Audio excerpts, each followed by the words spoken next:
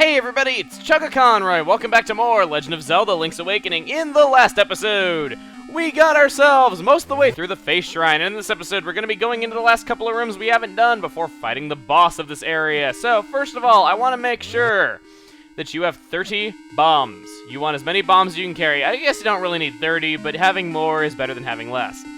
In this room right here, you can grab some bombs. Another tip is, if you go down these stairs and come back up, every time you come back, there will be bombs there. So if you want an easy way to get loads of bombs really, really fast, that is a good way to do it.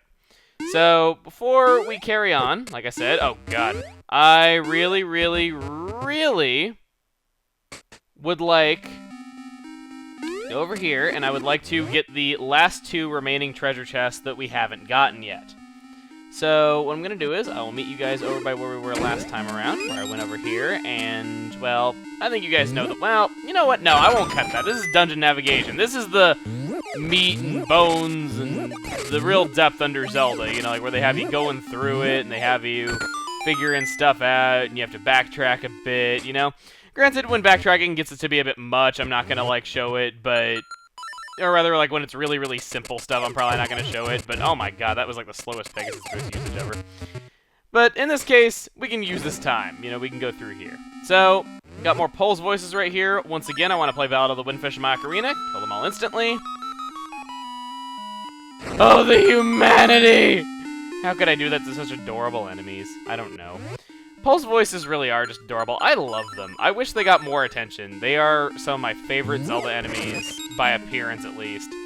And you just never really see them much. Like I said, last appearance to my knowledge was Phantom Hourglass. I don't think they're in Spirit Tracks even, and that was, you know, very similar. You got some more bombs right here, should that trick not have helped you. There's not, well, actually there is a staircase near, so I suppose you could do the same trick really close to here.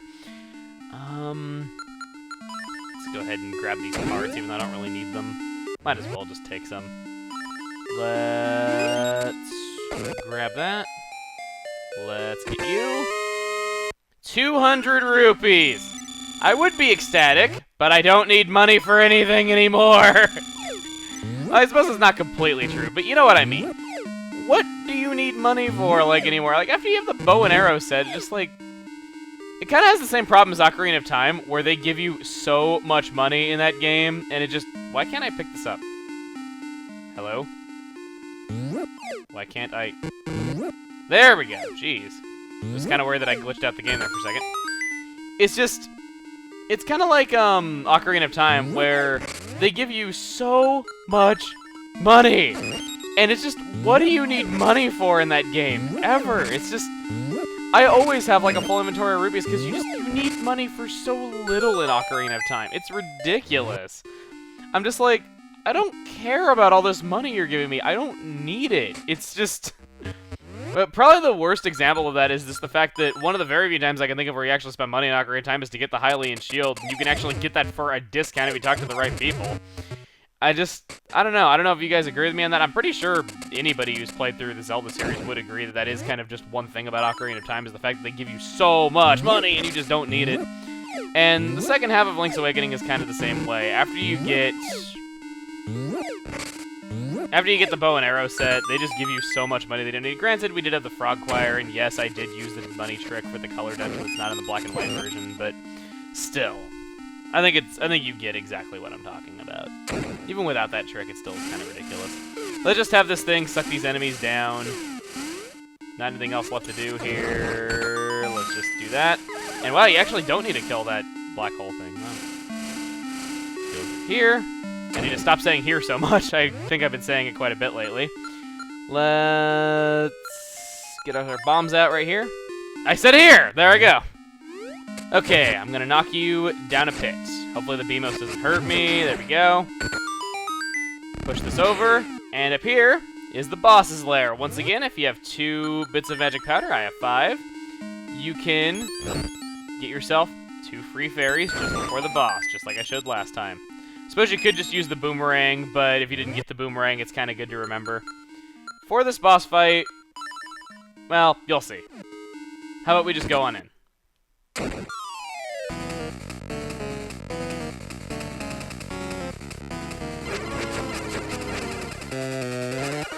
Hey, dummy, need a hint? My weak point is... Whoops! There I go talking too much again! I feel your pain, buddy. I talk too much all the time. I always, like, had an issue with that, like, when I was a kid. Like, adults always telling me that I talk too much. And I'm just like, I don't talk too much. I just have a lot to say! And, you know, I was being all like that. Those were the days where I didn't think I talked too much. And I was just like... Anyway. So I relate to this boss quite a bit. This is Facade. Okay, I couldn't resist. So Facade right here, he is going to open up holes in the floor to try to get you. Really, the only way that you can hurt him is by bombing him in the face. He will appear and disappear. You have to avoid getting sucked in by the holes in the floor. And pretty much what I like to think of it as, I like to think of bombing his face as kind of drawing a little nose on him, if you will, because he doesn't have a nose, and what is a face without a nose? So we give him a little nose, but unfortunately, as soon as we draw it on him, he has to sneeze. That's kind of the way that I've always thought of defeating this boss. We give him a nose, but he sneezes, and that's what hurts him. Gonna keep doing this. Draw a little nose on him once again. That one's a little high. Okay, listen up. If the windfish wakes up, everything on this island will be gone forever. And I do mean everything.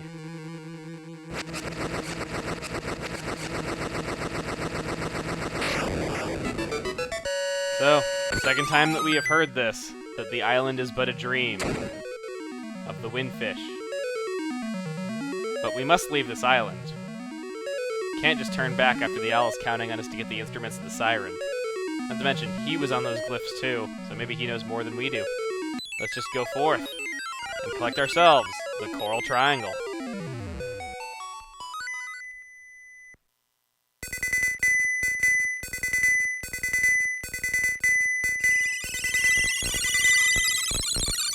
Oh no, it sounded like a distress signal to me for some reason.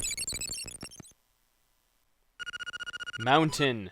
Something calls from the mountains. That pretty much does it. We are all done at Face Shrine. Of course, Owl is going to talk to us. Hoot!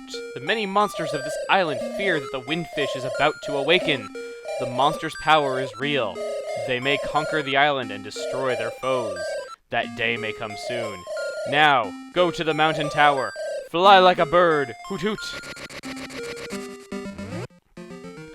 So, we've been given the directions to go to the mountain, which I personally have no qualms with whatsoever because I love Telltale Heights and I have no issues with going back there. But before we go back there, I think it's important that we go to Mabe Village and see if there's anything there for us to do. So, how about we go and do that just really, really quick. I promise it won't take very long. I just want to head there. Not to mention, we can talk to Grandpa Elryra and see if maybe there's any other secrets there for us to do. Some people might actually be wondering why I went and got the Frog Song of Soul when I did, because we didn't need it for the Face Shrine. And it's just nothing more complicated than that's when the in-game text tells you about it, and I just kind of figured that it would be good to knock it out right then and there. Even though we didn't exactly need it that early, I just wanted to. Plus, I needed a good excuse to show that rupee trick while it was still relevant for us to have money. So that's kind of my reason. And oh god, I didn't mean to hurt that thing. I just always get freaked out whenever I hurt cuckoos just because of what they do to you if you hurt them too much. Let's talk to Grandpa Elryra, see what he has to say. Bring, bring. Hi, it's Elryra. Have you heard of the Flying Rooster of Mabe Village? In the good old days, it used to give us rides if we held it above our heads. Now it is lying under the weathercock. The weathercock? Was that for you? Is that good for you? If so, bye. Click. The weathercock. Usually I'm not one to make jokes about, like, hee-hee, roosters are sometimes called cocks, but here sleeps the flying rooster. But that's just kind of a weird word. Before we go on, though, I want to talk to this kid. Dude, you're asking me when we started to live on this island? What do you mean by when? Whoa, the concept just makes my head hurt. This is more what I'm talking about, how Link's Awakening is a metaphor for timeless childhood. Just the fact that nobody on this island seems to have a concept of when. Everything feels very timeless.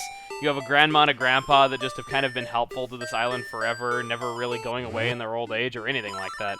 That's just kind of how I've always felt. Anyway, what we need to do is using the level 2 power bracelet in front of it. It's very awkward. Sorry about the cut there. I couldn't get it to work, because sometimes it acts very strangely where even though you're in front of it and have the bracelet equipped and are using it, it just doesn't want to work. We use it, and we can go down here. Yeah, when they said here sleeps the flying rooster, they weren't joking. So, we are going to be incredibly morbid, and we are going to do rooster transmutation to bring it back from the dead. With the frog song of soul that makes everything feel alive.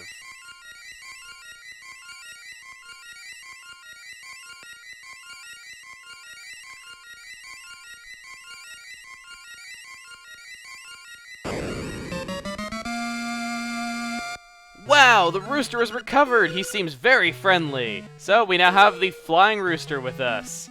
Should we want to, we can actually ride on this amazing bird by equipping our level 2 power bracelet and picking him up.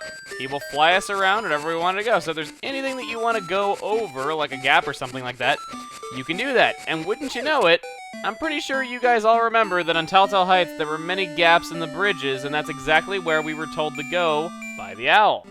So, next time on The Legend of Zelda Link's Awakening, we are going to be heading up to Telltale Heights and just seeing what we can do now that we have the Flying Rooster. See you guys then.